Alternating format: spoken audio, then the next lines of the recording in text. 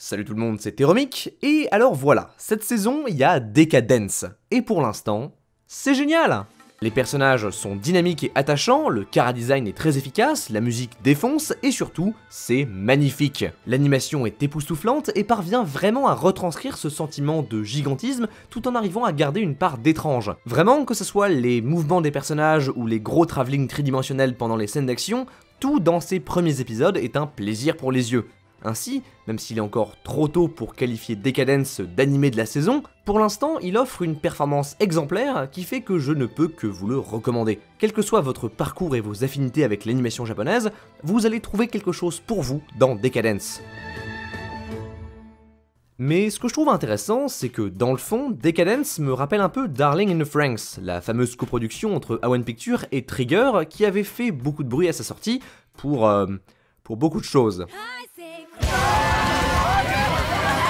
Alors rassurez-vous tout de suite, c'est pas pour toute la partie comédie romantique un peu cringe et toute la morale nataliste conservatrice, mais il faut quand même avouer que dans les grandes lignes, les deux séries ont un synopsis assez similaire. L'humanité a presque entièrement été exterminée par une race de créatures inconnues prenant diverses tailles et formes, les derniers survivants se sont réfugiés dans des forteresses mobiles qui forment des gens pour combattre ces monstres, et au milieu de tout ça, on suit un ou une protagoniste qui veut se battre contre ces monstres, mais peine en premier lieu à y arriver, et va dans un deuxième temps commencer à apercevoir les fissures de la société au sein de la forteresse. Après bon, il n'y a pas vraiment de méca dans Decadence, mais ça c'est pour l'instant, parce que franchement, si la forteresse, elle se transforme pas en gros méca d'ici les 10 prochains épisodes, je jure, j'explose. Je commets un meurtre et j'explose. Je commets un meurtre en explosant même. Après, directement, on voit que Decadence semble éviter les erreurs et les maladresses dans lesquelles sont tombés Darling. Par exemple, en introduisant un mystère sans pour autant être trop cryptique, et en nous présentant des personnages directement dynamiques et attachants, sans nous faire attendre 3 épisodes pour avoir du vrai développement. L'animé a un vrai flow, un discours et une fraîcheur qui fait plaisir à voir. Et en ce sens, c'est assez ironique, parce que, sur ce point, Decadence ressemble finalement plus à un animé de Trigger que Darling in the Franxx lui-même. Et ça, c'en est à un point où, lorsque j'ai vu le premier épisode, j'ai même été surpris de voir que l'animé n'avait pas été fait par Trigger, mais par Nut, un studio créé assez récemment qui s'est démarqué avec l'adaptation de Tanya of the Evil. Alors rapidement, Trigger, pour ceux qui ne connaissent pas, à la base, c'est une équipe d'animateurs qui se sont barrés de chez Gainax pour faire leur propre truc. En presque 10 ans de carrière, ils ont réussi à se démarquer avec des productions de très bonne qualité, telles que Inferno Cop, Little Witch Academia, Kill la Kill, qui est mon animé préféré de tous les temps, et récemment Promare. Comme ça. Là où Trigger se démarque, c'est vraiment dans son style graphique peu réaliste et extrêmement dynamique, ainsi que dans sa philosophie à la Gurren Lagann, qui pousse son action toujours plus loin et qui résulte dans un final absolument épique et grandiose. Cet alliage graphique et narratif, c'est ce qu'on a fini par appeler le style de Trigger. Et même s'il est très efficace, paradoxalement, ces dernières années, j'ai un peu l'impression que Trigger cherche quelque peu à s'en détacher. En fait, à part Promare, qui est en quelque sorte l'ultime consécration de ce style, les derniers animés de Trigger, tels que Gridman et justement Darling in the Franxx, semblent s'éloigner de cette formule pour explorer quelque chose de plus réflexif et de moins terre-à-terre. Ici, Brand New Animals contredit un peu ce que je viens de dire, mais tout de même, s'il reprend l'ambiance visuelle traditionnelle du studio, il propose néanmoins une histoire plus posée qui se détache des schémas narratifs de Kill la Kill et Little Witch Academia.